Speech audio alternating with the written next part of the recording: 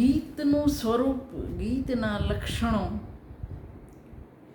એની એક લાંબી વાત જે સુંદરમનો બહુ જ જાણીતો લેખ છે એના આધારે એકવાર કરી હતી. આજે પ્રમોદ કુમાર પટેલના પુસ્તક અનુભાવનમાંથી ગીતના થોડાક લક્ષણોની વાત કર્યા પછી રમેશ પારેખના ગીતોની આપણે વાત કરીશું. ગીત સ્વરૂપ વિશે તમારે એ વિડીયો જોવો જ પડે, કારણ કે અમે ભણતા ત્યારે શિરીષ પંચાલ અમને કહેતા કે જેમણે સુંદરમનો ગીત વિશેનો લેખ નથી વાંચ્યો એમને ગુજરાતી સાહિત્યના વિદ્યાર્થી કે શિક્ષક કશું કહેવડાવવાનો અધિકાર નથી. એટલે હું ઈચ્છું કે તમે એ લેખ કાં તો વાંચો ને કાં તો મેં જે વિડીયો કર્યો છે એ સુંદરમના આધારે એ સાંભળો. એમાં જે વાત કરી એના ઉપરાંતના આ લક્ષણો. હકીકતે ગીતનો ઉદ્ભવ હૃદયના કોઈ ઊંડા લિરિક ઇમ્પલ્સમાં રહ્યો છે. એના મૂળમાં હૃદયનો સ્વયંભૂ એટલે સ્પોન્ટેનિયસ સ્વયંભૂ ઉર્મી ઉછાળ રહ્યો છે. બીજું લક્ષણ, સરળ, સાહજિક, પ્રાણવાન પણ નિર્વ્યાજ ઉર્મી એ ગીતના સ્વરૂપને વધારે ફાવે છે. ફરી એકવાર, સરળ, સાહજિક, પ્રાણવાન પણ નિર્વ્યાજ ઉર્મી ગીતના સ્વરૂપને વધુ માફક આવે છે. તાજગી ભરી કોમળ લાગણીમાં ઘણું ખરું ગીતનો વિહાર રહ્યો છે. ત્રીજું, સંકુલ અને વિદગ્ધ અનુભવ, ચિંતન પ્રચુર અનુભૂતિઓ, કઠોર, વૃક્ષ અને પ્રાકૃત સ્તરના ભાવ કે રોજિંદા વ્યવહારની સમ વિષમ છિન્ન વિચ્છિન્ન જિંદગીની ક્ષણો આ લઘુ પ્રકારમાં સ્વરૂપમાં ઝીલવાનું અતિ મુશ્કેલ છે. એટલે ગીત સ્વરૂપમાં એ બધું નહીં હોય.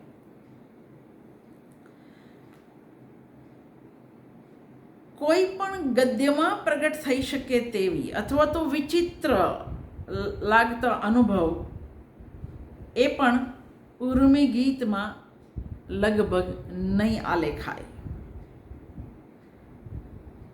આગળનું લક્ષણ, મૂળ વાત એ છે કે ગીત સર્જક આગવી રીતે કશું ગુંજન કરવા પ્રેરતો હોય છે અને એથી ભિન્ન રીતે પ્રવૃત્તિ કરવા જાય તો ગીતને સહન કરવું પડે છે. આ સંદર્ભમાં ગીતનું રચનાતંત્ર અને તેની આકૃતિ ધ્યાન માંગે, કેમ કે ગીતના સર્જક પર એ ઘણું મોટું દબાણ લાવે છે. એ જે કંઈ સિદ્ધ કરવા માંગે છે તે આ રચના બંધમાં રહીને જ એણે કરવાનું છે. એ જ તેનું બંધન છે અને એ જ એનો અવકાશ અને મુક્તિ પણ.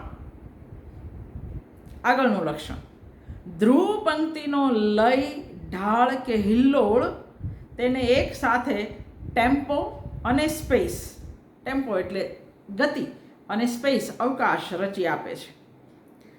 અંતરા, પહેલી ધ્રુવ પંક્તિ છે, પછીની જેને આપણે કડીઓ કહીએ છીએ એને અંતરા કહેવાય. અંતરાની પંક્તિઓનું માપ, તેનું સંયોજન અને વિસ્તરણ એની સાથે સંવાદી હોય એ જરૂરનું છે. અંતરાની દરેક પંક્તિ આગવી રચનાગત ભાતને અનુસરે એ પણ એટલું જ આવશ્યક છે.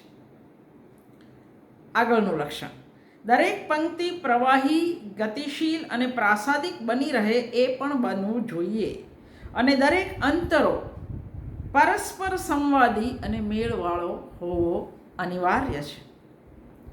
આગળનું લક્ષણ, દેખીતી રીતે જ સળંગ અગેય પદ્યના માધ્યમમાં અભિવ્યક્તિની સંકુલતાને જે રીતે અવકાશ મળે છે તેવો આ પ્રકારમાં નહીં મળે. લાગણીની અમુક જ ભાત એટલે ડિઝાઇન, લાગણીની અમુક જ ભાત એમાં સારી રીતે રજૂ થઈ શકે. આગળનું લક્ષણ, ઘણું ખરું તરલ ચંચલ ઉર્મિઓ અને અમુક અંશે હૃદયમાં ઘૂંટાતા સ્થાયી ભાવોની ગતિવિધિ એથી ગીતનો વિષય બને છે. એવી લાગણીની ભાતને શક્ય તેટલા સમરૂપ પોતમાં ઢાળવાની રહે. સમરૂપ એટલે હોમોજીનિયસ, એક સરખું.